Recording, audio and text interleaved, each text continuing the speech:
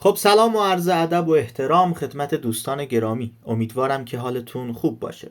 با همایش انتخاب رشته در خدمتتون هستم. همایش انتخاب رشته یک تصمیم عاقلانه. اول کار ازتون عذرخواهی میکنم بابت اینکه گفته بودم ابتدا ویدیوی تستوسترون میاد بالا، ولی به علت اهمیت موضوع، چون انتخاب رشته هم نزدیکه و خب همه بچه‌ها، همه دانش آموزا به نوعی درگیر این اتفاق هستن، گفتم که اول ویدیوی مربوط به همایش رو براتون بارگذاری بکنم و انشالله بعدش ویدیوی مربوط به تستوسترون رو. خب در همین اول کار یک نکته بسیار مهمی رو بگم خدمتتون که هدف این همایش صرفا اینه که براتون سوال ایجاد بشه. همونطور که از اسم همایش مشخصه، هدفم اینه که شما بتونید یک انتخاب عاقلانه تری رو انجام بدید. من نمیخوام تبلیغات بکنم به هیچ وجه. هدفم صرفا اینه که براتون سوال ایجاد بشه. صرفا هدفم اینه که خودتون رو بیشتر بشناسید و بدونید دارید چی کار میکنید. برای این کارم دلایلی هم دارم که توی اسلایدهای بعدی بهتون میگم. سر تا سر این همایش سوالاتیه که شما باید بهش جواب بدید. اما اهمیت موضوع، انتخاب رشته بحث بسیار مهمیه. بحث بسیار مهمیه که روی همه جوانب زندگی ما تأثیر داره. برای اینکه این تأثیرات رو بهتر بفهمید توصیه میکنم که برید و پادکست قبلی کانال رو گوش بکنید. اطلاعات مفید رو خدمتتون ارائه دادم اونجا. و اما نکته بسیار مهم دیگه‌ای که هست، شما مسئول انتخاب‌های خودتون هستید. مسئول شمایید، نه کسی دیگه. مسئولیت نتایج کارهای شما با شماست، چه این نتایج خوب باشن و چه وحشتناک. نتایج خوب مسئول شمایید، نتایج بد مسئول شمایید. ببینید، تصمیم گیرنده نهایی خود شما هستید.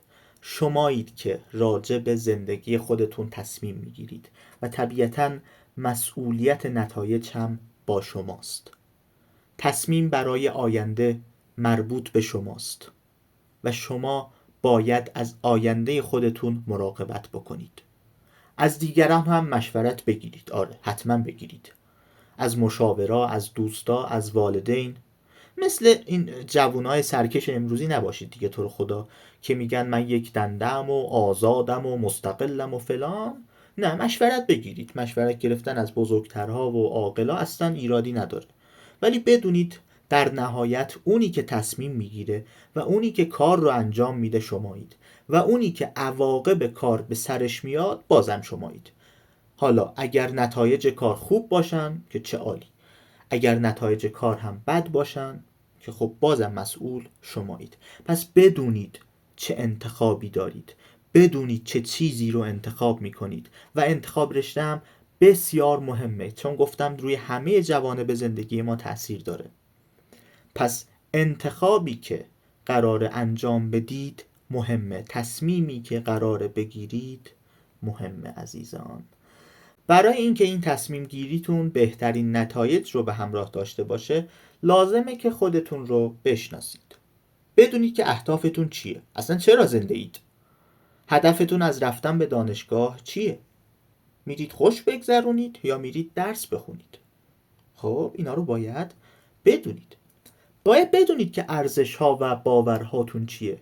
باید بدونید چارچوب هاتون چیان و آیا این دانشگاه رفتنه با چارچوب های شما همخوانی داره یا نداره. علاوه بر اون باید به علایق و استعدادها و مهارت‌های خودتون هم آشنا باشید. باید بدونید روحی، عاطفی چقدر ظرفیت دارید. یه سوال خیلی مهمی که از دانش آموزا پرسیده میشه اینه که آیا از خون میترسی یا نمیترسی؟ خب طبیعتا کسی که از خون میترسه نمیتونه پرستار موفقی باشه، نمیتونه پزشک موفقی باشه، چون رشته‌هایی مثل پرستاری و پزشکی اینه که دائما با خون سر و کار دارن. خونی که مثلا رو زمین نریخت، این مدل خون نه ها، خونی که داره مستقیما از یک انسان دیگه‌ای بیرون میاد و این کار رو وحشتناکتر میکنه. خیلی ترسناکه، حتی تصورش هم ترسناکه. خب پس باید بدونید چی میخواید، باید بدونید به کجاها علاقه دارید، باید بدونید ظرفیتتون چقدره. باید بدونید این رو. همینطور باید خانواده خودتون رو هم لحاظ بکنید. طبیعتاً بعضی از شرایط خانوادگی میتونن آدم رو مجبور به انتخاب‌های متفاوتی بکنن. شرایط مالی خانواده رو باید در نظر بگیرید. باید در نظر بگیرید که میتونید از خانواده خودتون دور بمونید یا نه. چون برای اینکه بعضی از رشته ها رو قبول بشید لازمه که مثلا به شهر دیگه ای برید و این هم یک چالشیه برای خودش که شما باید بهش فکر کنید. وقتی که خودتون رو شناختید باید بدونید که میخواید پشت کنکور بمونید یا نه. سوال بسیار مهمیه. باید به خودتون بگید که میخوام پشت کنکور بمونم یا نمیخوام پشت کنکور بمونم. چون پشت کنکور موندن یه ذره شرایط رو متفاوت تر میکنه. باید ببینید که واقعا اصلا برای درس خوندن ساخته شدید یا نه. اصلا برای درس خوندن ساخته شدید یا نه. میخواید درس بخونید یا نه. بعضیا ممکنه توی صنعت، توی هنر، توی موسیقی و اینجور داستانا، توی بازار، توی فروشندگی این مدل داستانا موفق در باشن، نه درس خوندن. ممکنه. خب این گونه افراد اگه بیان پشت کنکور هم بمونن و یه سال دیگه از عمرشون رو پای درس هدر بدن، آیا میصرفه؟ آیا این ارزشش رو داره؟ فکر کنید عزیزان، فکر کنید، با خودتون کلنجار برید، ببینید چی خوبه براتون، چی خوب نیست. از دیگران هم حتما مشورت بگیرید، چون بعضا مغز انسان ها تا یک جایی جواب میده، بعد از اون رو باید از بقیه کمک گرفت. و یه نکته دیگه هم، خواهشاً جوگیر نباشید. تو رو به قرآن جوگیر نباشید. مثلا میگی که فلان هنرمند رو میبینی اصلا تحصیلات آکادمیک نداره ولی بزرگترین خواننده دنیاست مثلا، یا مثلا فلان ثروتمند از دانشگاه انصراف داد و بعد رفت میلیاردر شد. اینا تفکرات جوگیرانه ای عزیزان. جوگیر نشید. با آرامش صبر کنید، فکر کنید و سعی کنید تصمیم منطقی و عاقلانه ای بگیرید. ناسلامتی شما دارید برای آینده خودتون تصمیم میگیرید و برای تصمیم گیری به این مهمی نباید جو زده عمل بکنید. علاوه بر اینا باید ببینید که واقعا میتونید درس بخونید یا نه. آیا واقعا میتونید درس بخونید یا نه؟ نکته بسیار مهمیه. کنکور هر لحظه داره سخت‌تر و سخت‌تر میشه و درس خوندن فرسایشی تر میشه. اگه درس خون نیستی خب منطقی نیست پشت کنکور وقتت رو تلف بکنی. انتخاب رشته بکن بره. ببین آیا میتونی روزی 7-8 ساعت درس بخونی دوباره؟ پشت کنکور موندن خیلی سخته عزیزان. خیلی خیلی سخته. شرایطش خیلی سخته. و فرق داره با سال اولی که کنکور میدید. ارادتون تحلیل رفته. اون انرژی اولیه رو ندارید. همه اینها مهمه. باید بدونید که میتونید یه مقدار معینی از هفته رو درس بخونید. مثلا هفته‌ای 50 ساعت میتونید درس بخونید. اینا مهمن. اینا رو باید بهش فکر بکنید. و سوال بعدی، قراره چه کارهایی رو انجام ندی یا چه کارهایی رو قراره انجام بدی یا چه کارهایی رو قراره انجام دادنش رو تغییر بدی، یه مدل دیگه انجام بدی. اینا رو باید از خودت بپرسی. چی کار قراره بکنی؟ اگه پشت کنکور بمونی چی کار میخوای بکنی که امسال اون رو انجام ندادی؟ باید اشتباهات خودت رو بفهمی. اینکه چرا رتبت پایین اومده و چرا باید دوباره درس بخونی و چطوری باید درس بخونی. اینا سوالاییه که باید برای خودت حل بکنی اینا رو، یا از یک مشاوری برای حل کردن اینا کمک بگیری. اینا خیلی مهمه. پس لطفاً به مقوله پشت کنکور موندن سرسری نگاه نکنی. همینطور باید تغییرات رو بدونی. سالانه عوض میشه شرایط کنکور که متاسفانه سالانه عوض میشه. یه انتقاد بسیار بزرگی که به سیستم آموزشی الان وارده اینه که چرا هر سال دارید عوض میکنید شرایط رو. چون هر تغییری که میاد یه عده ضرر میکنن، یک عده‌ای از بچه‌ها طی این تغییرات متضرر میشن و این بده. اگه یک روند ثابتی داشته باشه فرایند کنکور، تکلیف همه مشخص میشه. درصد تأثیر نهایی ها بالا پایین میشه، ضرایب دروس بالا پایین میشه و این تغییرات کار رو برای بچه ها سخت‌تر میکنه. وقتی که میخوای پشت کنکور بمونی لطفاً به این تغییرات هم توجه بکن. نکته بعدی، باید به حقایق توجه بکنیم. عزیزان، پشت کنکور موندن سخته، اراده و روحیه فولادین میخواد. سخته، پشت کنکور موندن سخته و اکثر کسایی که پشت کنکور میمونن رتبهشون از سال اول بهتر نمیشه. اکثر کسا رتبهشون بهتر نمیشه. حالا شاید یه عده معدودی رتبهشون بهتر بشه، حتی رتبه برتر بشن، ولی خب یه عده معدودی، یه کسر کوچیکی از جمعیت پشت کنکور رتبهشون بهتر میشه. اکثرشون موفق نمیشن. این رو در نظر داشته باشید. و طبیعتا باید بدونید که شرایط روحی لازم رو دارید و همینطور شرایط مالی مناسب رو دارید، چون وقتی که میخواید پشت کنکور بمونید باید دوباره هزینه بکنید، کتاب بخرید و کلاس برید و نمیدونم مشاور بگیرید و اینا. همه اینا هزینه ایه که باید پرداخت بکنید. اینا رو حتما در نظر بگیرید. حالا تصمیم گرفتید که انتخاب رشته بکنید و به سلامتی برید دانشگاه و خب طبیعتا میخواید که از یک کسی در انتخاب رشته کمک بگیرید، از یک مشاوری، از یک کسی که این راه رو بلده و فلان. خواهش میکنم فریب نخورید. خواهش میکنم فریب نخورید. ببینید هیچ وقت توی انتخاب رشته تضمین نداریم. هیچ وقت هیچ تضمینی نیست. این که بگن من با رتبه های فضایی شما رو پزشکی قبول میکنم، اینا تضمین های الکیه. اگه کسی گفت که بهت تضمین میکنیم که این رو مثلا قبول میشی، فرار کن. تضمینی وجود نداره. کد رشته مخفی هم نداریم. واقعا خنده داره که هنوز بعضی از مؤسسات دارن از این تکنیک استفاده میکنن، دارن از این فریب استفاده میکنن. میگن که مثلا ما کد رشته هایی بلدیم که هیچ کس بلد نیست. عزیزان، همه کد رشته ها توی دفترچه انتخاب رشته موجوده. میتونید برید از اونجا مطالعه بکنید و هیچ کد رشته مخفی برای یک عده خاصی وجود نداره. مثلا میگن که ما کد رشته‌ای بلدیم که شما رو با رتبه مثلا 20,000 پزشکی تهران قبول میکنه. همچین حرفایی نداریم. خواهشاً فریبش رو نخورید. و همینطور قبولی معجزه آسا ما نداریم. باید بر حسب شرایط خودتون سعی بکنید بهترین انتخاب رو انجام بدید. و خب حدود قبولی رتبه ها هم مشخصه دیگه. توی سایت هایی مثل سنجش و کانون قلمچی و اینا حدود قبولی رتبه ها مشخصه. مثلا یکی میاد میگه که من با 50,000 طرف رو دانشجوی دامپزشکی روزانه کردم. یه قبولی معجزه آساست دیگه. 50,000 اومده دامپزشکی قبول شده. باید دقت بکنید. ما 2 تا دامپزشکی داریم. دامپزشکی که دکترای عمومیه که اون دامپزشکی معمولی که همه ما میشناسیم. یه دامپزشکی هم هست که کاردانی دامپزشکیه، فوق دیپلم دامپزشکیه. خب این فوق دیپلم رو میشه با 50,000 60,000 هم قبول شد. حتی میشه با صرفاً سوابق تحصیلی هم قبول شد. نیاز به کنکور نداره. ولی اون یکی دامپزشکی، دکترای عمومی دامپزشکی، یکی از رشته‌های پرطرفدار تجربیه. اینا رو باید در نظر بگیرید. فریب نخورید. قبولی معجزه آسا هر جا دیدید شک بکنید. احتمالاً یه جای کار میلنگه. مثل همین مثال دامپزشکی که گفتم خدمتتون. و اما میرسیم به موفقیت شغلی.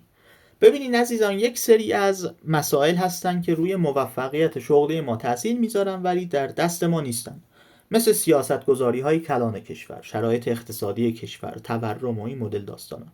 اینا روی موفقیت شغلی ما تاثیر دارن ولی در دست ما نیستن. پس خب زیاد روی اینا فوکوس نمی کنیم و تمرکزمون رو میذاریم روی اون چیزهایی که در دست ما هستن. یکی از فاکتورهای مهم در موفقیت شغلی اینه که ما تلاش و کوشش بکنیم. تلاش و کوشش و استراتژی و هوشمند بودن و طبیعتاً ارتباط مؤثری گرفتن با بقیه یکی از فاکتورهای اصلی موفقیت ما در شغل ماست که هر کس باید اون رو انجام بده. فاکتور دیگه‌ای که روی موفقیت ما تاثیر میذاره طبیعتاً رشته و دانشگاهیه که میریم. رشته‌های مختلف با هم دیگه فرق دارن و بسیار مهمه که ما رشته‌های مختلف رو بشناسیم. علاوه بر اون شهری هم که انتخاب میکنیم روی موفقیت ما تاثیر داره. خب این مورد که بسته به هر فرد متفاوته، ما میخوایم بیشتر روی رشته و شهری که میخواید انتخاب بکنید بحث بکنیم. رشته ها رو بشناس. خیلی مهمه که توی این دور و زمونه رشته های مختلف رو بشناسیم. خیلی مهمه. باید بدونیم که به چه چیزی علاقه داریم. باید بدونیم که استعداد و ظرفیت وجودی ما چیه. خب و همینطور باید بدونیم که بازار کار، درآمد و جایگاه اجتماعی اون رشته چطوری است. باید بدونیم که 15 سال بعد این رشته برامون نون و آب میشه یا نه، میتونیم ازش پول در بیاریم یا نه، آیا جامعه تقاضایی به این رشته دارد یا ندارد. همه اینها سوالات مهمیه که باید بهشون جواب بدید. رتبه خودتون رو ببینید، حدود رشته هایی که میتونید با اون رتبه قبول بشید رو در بیارید و بعد از اون برید اون رشته ها رو تحقیق بکنید. ببینید کدوم یک از این رشته ها بازار کار خوبی دارن، کدوم یک از این رشته ها درآمد خوبی دارن، جایگاه اجتماعی بالاتری دارن. اینا رو در بیارید و برای خودتون یک لیستی تهیه بکنید از اولویت هاتون و این نکته بسیار مهمیه که باید انجام بدید. خواهشاً این موارد رو جدی بگیرید. این موارد رو نباید سرسری رد بکنید. فاکتور بعدی که توی انتخاب رشته باید بهش توجه بکنید اینه که رشته‌تون مهاجرت پذیره یا نه. بعضی از افراد میخوان مهاجرت بکنن، به هر دلیلی میخوان برن از کشور. باید ببینید که کدوم رشته ها مهاجرت پذیرن و کدوم رشته ها مهاجرت پذیر نیستن. مثلا رشته‌هایی مثل دندان و حقوق و مهندسی نفت آنچنان مهاجرتی ندارن، ولی رشته‌هایی مثل پرستاری و فیزیوتراپی و رشته‌های علوم پایه مثل زیست شناسی مهاجرت خوبی دارن نسبتاً. و همینطور باید به قانونا و اینا توجه بکنید دیگه. مهاجرت توی دوره روزانه سخته چون بحث آزادسازی مدرک و این مدل داستانا داره که باید بهش توجه بکنید. البته عزیزان خواهشاً انتخاب رشته‌تون رو صرفاً بر اساس اینکه میخواید مهاجرت بکنید انجام ندیدا. یه وقت تصمیمتون عوض میشه، یه وقت شرایطی پیش میاد که نمیتونید مهاجرت بکنید. همه اینها رو در نظر بگیرید. یه رشته ای رو انتخاب بکنید که اگر حتی نتونستید مهاجرت بکنید بتونید از اون توی ایران پول در بیارید و این نکته مهمی. میتونید نیم نگاهی هم به کد رشته سایر رشته ها هم داشته باشید. مثلا تجربی هستی، خب فقط رشته های تجربی رو نگاه نکن. رشته های خوبی ممکنه توی اون یکی رشته ها هم باشه، مثلا هنر، مثلا زبان، یا مثلا توی رشته هایی که صرفاً با سوابق تحصیلی هستن رشته هایی پیدا بکنی که به دردت میخورن. توی ریاضی و انسانی و اینا میتونی رشته هایی پیدا بکنی که به دردت میخورن و ارزش خوندن دارن. پس نیم نگاهی هم به کد رشته سایر رشته ها داشته باش. علاوه بر اینا بحث مالی یک بحث بسیار مهمیه. دانشگاه‌های پردیس یا آزاد و اینا پول میگیرن از دانشجو، پول زیادی هم میگیرن نسبتاً. مثلا ممکنه برای پزشکی برای هر ترم نزدیک 30 میلیون تومان از دانشجو پول بگیرن. در نظر بگیر که آیا میتونی پول دانشگاه رو تامین بکنی یا نه. آیا خانوادت این توان رو دارن که ساپورت مالی کنن یا نه خودت میتونی بری کار بکنی و پول در بیاری. مثلا میتونی برای هر ترم 20 میلیون تومان 30 میلیون تومان پول در بیاری. اینا رو در نظر بگیرید. یا مثلا یک عده آزاد خودگردان داریم ما توی رشته ها. آزاد خودگردان اینا خیلی پول میگیرن، خیلی پول میگیرن. اینا رو هم در نظر داشته باش. خود آزاد یه مقدار پول میگیره، وقتی هم که بشه آزاد خودگردان دیگه خیلی پول میگیرن، شاید حتی تا 50 میلیون هم برسه برای هر ترم. پس لطفاً توان مالی خودت و خانوادت رو هم در نظر بگیر و بعد انتخاب رشته بکن. و نکته بسیار مهمی که خواهش میکنم بهش توجه داشته باشید اینه که بعضی از رشته ها عزیزان ارزش خوندن ندارن. من براتون هایلایت کردم. بعضی از رشته ها متاسفانه یا خوشبختانه ارزش خوندن ندارن، آینده شغلی ندارن، صرفا وقت تلف کردنه. یا مثلا بعضی از دوره های مجازی برای تحصیلات عالیه زیاد توصیه نمیشه. رو راست باشیم دیگه، بعضی از رشته ها واقعا ارزش ندارن که برید. هممون نگران آینده خودمون هستیم. اصلا شما برای اینکه نگران آیندهتون هستید دارید این ویدیو رو تماشا میکنید دیگه. پس لطفاً وقتی میخواید یه تصمیم گیری به این مهمی انجام بدید تحقیق بکنید راجبش. بعضی از رشته ها ارزش خوندن ندارن، رشته‌ای مثل رو راست باشیم دیگه، رشته‌ای مثل فلسفه، رشته‌ای مثل مردم شناسی، مهندسی نساجی، زیست شناسی دریا، گیاه پزشکی، اینا بازار کار آنچنان مناسبی ندارن برای کسب درآمد. حالا شما خودتون مسئول تصمیم‌های خودتون هستین، ولی خب به عنوان یه توصیه میگم که بعضی از رشته‌ها واقعا ارزش خوندن ندارن. خب عزیزان، میرسیم به شهرها. طی یک قانون کلی بدونید که رشته مهمتر از شهره. رشته‌ای که انتخاب میکنید بسیار مهمتر از شهریه که انتخاب میکنید، در این شکی نیست. ولی برای انتخاب شهرم باید یک سری فاکتورها رو در نظر بگیرید. اول باید بدونید که هدفتون از انتخاب شهر دیگه چیه. آیا دانشگاه میرید که عشق و حال و تفریح بکنید، یا میرید درس بخونید؟ بچه بازی در نیارید. لطفاً هدف خودتون رو از رفتن به شهر دیگه رک و پوست کنده اعلام بکنید. مثلا بعضی از بچه ها هستن، دیدم که میگن که برای ما شمال خوبه. میپرسی چرا؟ میگن چون آب و هواش خوبه، میتونیم بریم عشق و حال و تفریح. یعنی چی؟ شما میرید دانشگاه درس بخونید، میرید رشد بکنید، میرید کار پیدا بکنید. عشق و حال یعنی چی؟ عشق و حال میره توی اولویت‌های بعدی.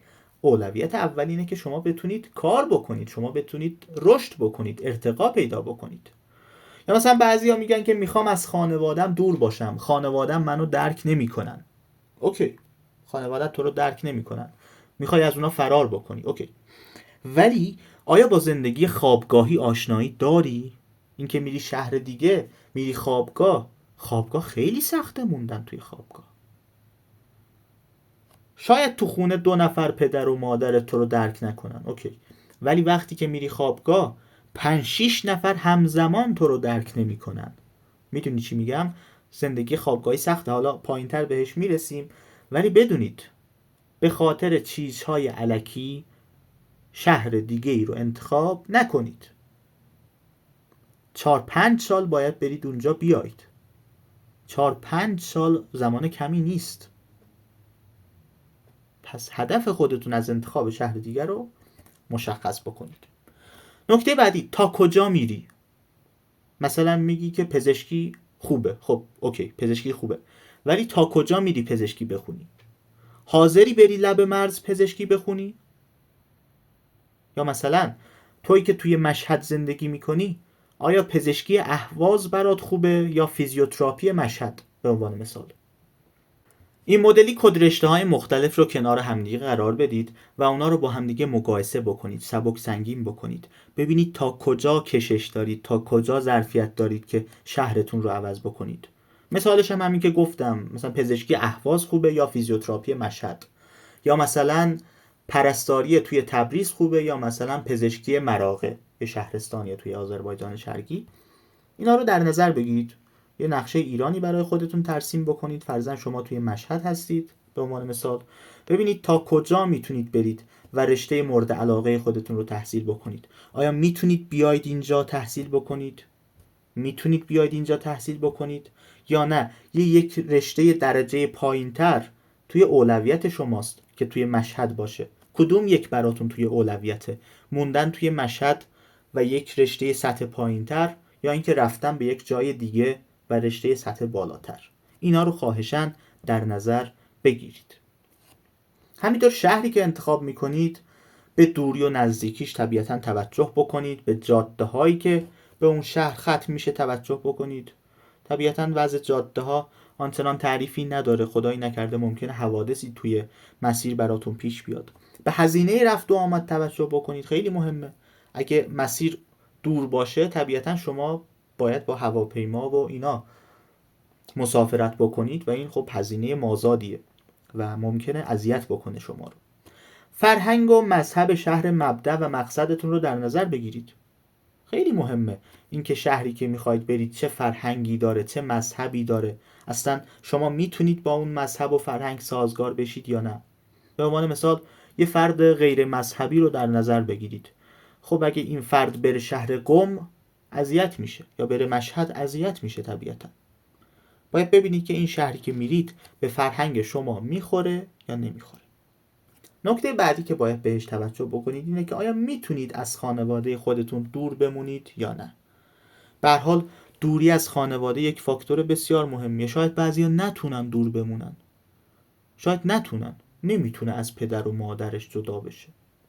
خب این رو هم خواهشاً در نظر بگیرید. و نکته بعدی که بعضی از مشاورا به عنوان فریب ازش استفاده میکنن اینه که انتقالی گرفتن از یک دانشگاه به دانشگاه دیگه‌ای سخته، زیاد بهش دل نبندید. بعضی از مشاورا میگن که حالا یک دانشگاه دیگه‌ای رو بزن توی شهر دورتر، بعد انتقالی میگیری شهر خودت. خب این نمیشه، عملا نمیشه. خب خیلی کم اتفاق میفته انتقالی گرفته بشه که اونم باید هزینه بدی و فلان، ولی انتقالی کلن به آیین‌نامه دانشگاه مبدأ و مقصد بستگی داره و شرایطش خیلی سخته، مخصوصا اگه بخوای از یک دانشگاه سطح پایین‌تر بیای دانشگاه سطح بالاتر. عملا غیر ممکنه. پس به انتقالی گرفتن زیاد فکر نکن و سعی کن رشته و شهرهایی رو انتخاب بکنی که میتونی اونها رو قبول بکنی. یعنی فرضاً شما اگه از اولویت 150 خودت هم انتخاب بشی، ناراحت نباشی و با دل خوش و با شادی و خوشحالی بری و این رشته رو به نوعی تحصیل بکنی. و نکته آخری که میخوام خدمتتون عرض بکنم زندگی خوابگاهیه. اول دقت کنید، این رو دقت کنید، میان کلام بگم بهتون، بعضی از شهرها خوابگاه ندارن. لطفاً توی دفترچه انتخاب رشته به این موارد هم دقت کنید. حالا میرسیم سراغ زندگی خوابگاهی. زندگی خوابگاهی بسیار سخته و شرایط خاصی رو داره. در نظر بگیرید شما هیچ وقت تنها نیستید اونجا. یعنی یک اتاق مخصوصی به شما نمیدن که برید اونجا و خلوت کنید. همیشه 5-6 نفر دورتونه و این 5-6 نفر ممکنه که عقاید و سلایق متفاوتی با شما داشته باشن و این باعث بشه که شما اذیت بشید و خب نتونید کنار بیایید با شرایط. همینطور خب غذا و کیفیت خواب توی خوابگاه پایین‌تره نسبت به خونه خودتون. این رو هم در نظر بگیرید. در نظر بگیرید دیگه یک اتاق کوچیکیه، 5-6 نفر آدم رو همزمان وارد اون اتاق میکنن، تخت‌ها معمولاً 2 طبقه است و خب شرایط خواب یه ذره سخته. همینطور غذاهایی که میدن کیفیتش پایین‌تره و خب اون تنهایی و اون خلوتی که خودت توی خونه خودتون تجربه میکنید رو نداره. از طرفی باید بدونید که اگه بتونید شرایط خوابگاه رو تحمل بکنید، میتونید خیلی رشد بکنید، میتونید روابط اجتماعی گسترده تری داشته باشید، میتونید ارتباطات خودتون رو تقویت بکنید و به نوعی میتونید سطح خودتون رو بالاتر ببرید. هدفم از گفتن سختی‌های خوابگاه این نیست که شما اصلا شهرهای دیگر رو انتخاب نکنید و فقط شهر خودتون رو بزنید توی انتخاب رشته. هدفم اینه که فقط چشم و گوشتون باز باشه، بدونید که یک همچین مسیری جلوی راهتونه. اگه برید خوابگاه طبیعتا سختی خواهید کشید، ولی از اون طرف ممکنه خوابگاه براتون یک سری مزیت‌هایی داشته باشه که خونه خودتون اونها رو نداشته باشه. میتونید روابط اجتماعیتون رو بالاتر ببرید، گفتم بهتون میتونید رشد بکنید. طبیعتا هرچی سختی بیشتر، رشد بیشتری هم حاصل میشه. پس خواهشاً همه جوانب رو در نظر بگیرید، رشته های مختلف رو بشناسید، بیایید شهرهای مختلف رو بشناسید، رشته ها رو که برای خودتون اولویت بندی کردید بیایید برای خودتون شهرها رو هم اولویت بندی بکنید. مثلا بگید که تبریز و تهران و زنجان و اردبیل، اینجا هم بیایید بگید که مثلا پزشکی و دندان پزشکی و پرستاری و فیزیوتراپی، اینا رو برای خودتون اولویت بندی بکنید و درصد براشون تعیین بکنید. ببینید که مثلا پرستاری تبریز برای شما خوبه یا پزشکی مثلا اردبیل، اینا رو برای خودتون بالا پایین بکنید. طبیعتا گفتم رشته مهمتر از شهره، این رو در نظر بگیرید، ولی خب انتخاب شهر هم انتخاب مهمیه که باید بهش توجه بکنید. خیلی خیلی ممنون از عزیزانی که تا انتها با ما بودن. تایم ویدیو زیاد شد ولی خب خواستم نکاتی رو بگم که کمتر کسی این نکات رو میگه. هدفم این بود که صرفاً چشم و گوشتون نسبت به مقوله انتخاب رشته بازتر باشه و اینکه بدونید باید در مورد رشته ها و شهری که میخواید انتخاب بکنید تحقیق بکنید و بعد از اون برید سراغ فرایند انتخاب رشته. امیدوارم که همیشه شاد و پیروز باشید. تا ویدیوی بعدی، خدا نگهدارتون.